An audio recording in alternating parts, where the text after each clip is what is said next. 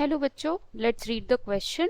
The question says, study the given diagram of sewage treatment plants that are known as STP and answer the questions that follow. यहाँ पे हमें sewage treatment plant A दिया हुआ है. where some processes are shown, that sequential filtration, biological treatment, aeration tank and anaerobic sludge digesters. And then there is sewage treatment plant B, जहाँ पे we have been given some processes like biological treatment, sequential filtration, aeration tank, anaerobic sludge digesters, and then to rivers. So the question is, how is the primary effluent treated in the aeration tanks till there is significant reduction in the BOD of the effluent? So in the light of the diagram we need to solve this question. तो हमारा यहाँ पे की concept हो जाएगा sewage treatment plant.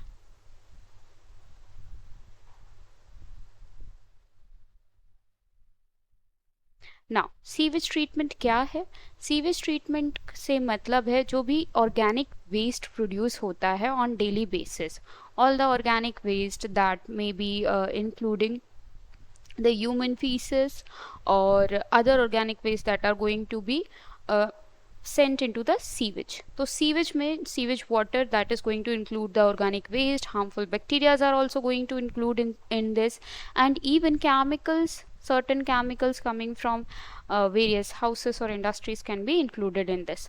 तो इस तरीके की सारी चीज़ों को हम सीवेज बोलते हैं, जिसमें जो मेजर पोर्शन होता है वो ऑर्गेनिक मैटर का होता है या ऑर्गेनिक वेस्ट का होता है.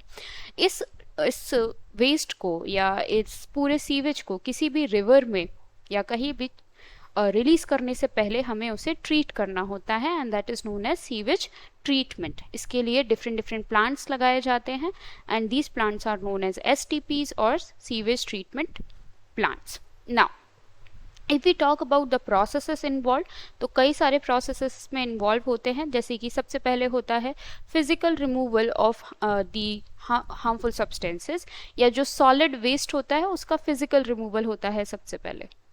So solid waste is going to get removed by physically filtering out the large substances. So सबसे पहले filtration होगा जो large substances हैं उनका. फिर उसके बाद आते हैं inorganic waste, organic waste. जो organic waste होता है that of course is well soluble होता है, तो यहाँ पे फिर हम use करते हैं different bacterias का. Now these bacterias can be anaerobic bacterias को यूज़ किया जाता है, और सेकेंड स्टेप में we can use aerobic bacterias as well. Aerobic bacterias वो हैं जो कि ऑक्सीजन के प्रेजेंस में ग्रो करते हैं, and they are going to digest the harmful organic matter in the sewage, and the oxygen demand by certain bacteria, these aerobic bacteria, is known as BOD of that bacteria, BOD of that sewage, that is biological oxygen demand of that effluent over here. तो BOD की अगर हम बात करें, that is biological oxygen demand, ये क्या है? ये बेसिकली जो बैक्टीरियाज हैं जो प्रेजेंट हैं उस सीवेज में या उस एफ्लुएंट में. एफ्लुएंट का मतलब होता है यहाँ पे the liquid waste that we are talking, जो कि basically having all the organic matter inside it. So जो biological oxygen demand होती है वो aerobic bacteria की होती है to digest, because they are working, वो work कर रहे हैं. बड़े बड़े aeration tanks होते हैं जिसमें ये liquid waste को रखा जाता है, and the bacteria can work on it, जिससे कि bacteria इस पे work कर सके, and they can digest the harmful substances. Since it is organic matter, तो bacteria can work on it. इसका mechanical agitation भी किया जाता है, because aeration is going to provide in such tanks, bacteria are working, so agitation, mechanical agitation भी किया जाता है यहाँ पे इसको move करके. एंड हमें कैसे पता चलेगा that the organic matter is getting digested और नॉट? तो वो हमें पता चलता है with the help of decreasing biological demand in that aeration tank, that is known as decreasing BOD. क्योंकि जितना ज़्यादा ऑर्गेनिक वेस्ट होगा उतना ज़्यादा बैक्टीरियाज ग्रो करेंगे और उतना ज़्यादा BOD भी होगा उस पर्टिकुलर सीवेज का, या फिर जिसे हम स्लज भी कहते हैं. तो उस पर्टिकुलर स्लज का बीओडी भी ज़्यादा होगा। लेकिन अगर धीरे धीरे धीरे धीरे डाइजेस्ट होता जा रहा है ऑर्गेनिक मैटर, तो फिर जो बीओडी होती है वो डिक्रीज करने लगती है in that particular aeration tank. तो इस तरह से we can know whether the bacterias are performing their work और नॉट। तो यहाँ पे हमें क्वेश्चन में पूछा गया था that how is the primary effluent treated in the aeration tank till there is a significant reduction in the BOD of the effluent.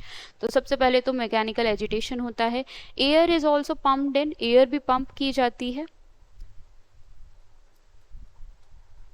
and since the bacteria is present inside it, this sludge is now known as activated sludge। इस sludge को हम activated sludge कहते हैं।